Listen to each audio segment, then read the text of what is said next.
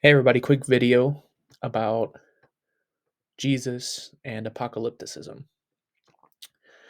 I was thinking about this earlier this week when I listened to some videos from some of our favorite YouTube creators. I was listening to Jacob Berman talking to Derek from Myth Vision and Tim O'Neill, whose work I'm not as familiar with, but um, I liked what I was listening to. This is not to um, contradict anything they're saying, but just to present what I consider to be an alternative to the apocalyptic vision. I think the problem is that due to the influence of Bart Ehrman in particular, but sort of a whole sub tradition of historical Jesus studies, um, positioned the idea that Jesus was an apocalyptic prophet is proclaimed as, to lack of a better term, gospel truth. Um, I think that's a valid tradition of interpretation, and I think it has a bit of good historical evidence to it. However, I don't think you can conclusively say that this is the accepted position as agreed upon by everybody, particularly because there is such a strong anti apocalyptic tradition among scholars such as uh, the mostly associated with the Jesus seminar. Um, John Dominic Crossan being the best representation of that point of view, I would say, but also found in work of Ben Witherington, for example, more on the conservative side, Marcus Borg, Burton Mack, um, and a few other people like that. Uh, so I would say that this is an alternative tradition of interpreting the historical Jesus. I think equally valid.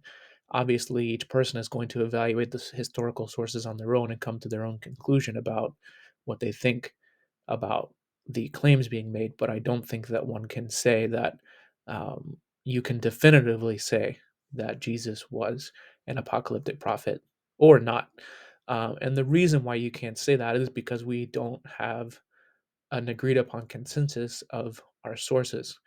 And this is, if you read some of the good material from the people who would be in the non apocalyptic tradition, broadly speaking, the questions that they usually bring up are questions of sources, particularly of the so called Olivet Discourse, which is sort of the backbone of Jesus' apocalyptic teaching in the gospel tradition. Not the only place, but one.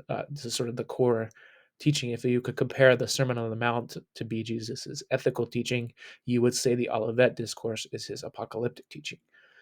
There's obviously other ethical sayings and other apocalyptic sayings mixed throughout, but these are sort of the broad nu- uh, nuclei, I guess you could say, of teaching units in the gospel tradition.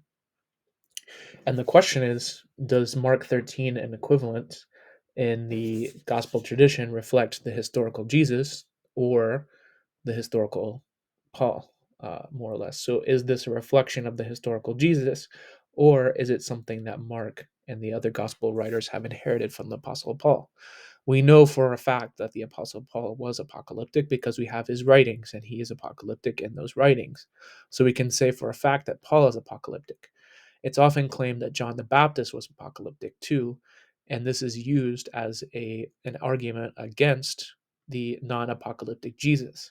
However, you run into the same source problem with John the Baptist, so that you can't definitively say one way or the other um, if he was apocalyptic or not. It depends on how you weigh the sources. If you weigh the gospel sources for John the Baptist as being more representative of the historical John the Baptist, then you will presume that he was apocalyptic because the um, kernel of his teaching is that the kingdom of God is at hand, which is an apocalyptic message. Um, if you, however, evaluate Josephus as more authentically representing the historical John, you might not so quickly come to that conclusion because that message is not as clear in the Josephine accounts of John the Baptist as it is in the Gospels themselves. And if one is to look at Mandaean literature, you might come to an entirely different point of view altogether. So that is, I think, the best argument in terms of um, considering the non-apocalyptic visions of Jesus, and it's one that I found the most convincing, because the nature of the sources is the main problem that we have in historical Jesus studies, and how to ascertain which sources go back and which sources should be weighed more importantly in our discussion. Um, and for that regard, I always object when people say Jesus was apocalyptic or Jesus was not apocalyptic. The best that we can say is that, from my opinion or my weighing of the sources, I think that Jesus was apocalyptic or not. There's little that we can really say with certainty about the historical Jesus due to the source problem. And really, the best that we can say for definitively is that Jesus was some sort of religious figure in the first part of the first century who was crucified or executed by the Romans. That's about as best as we can say definitively 100% everyone agrees on that, and not everyone agrees on that. So uh, I think this is really reflecting a bigger problem in how we assert facts, how we look at sources, and how we evaluate them.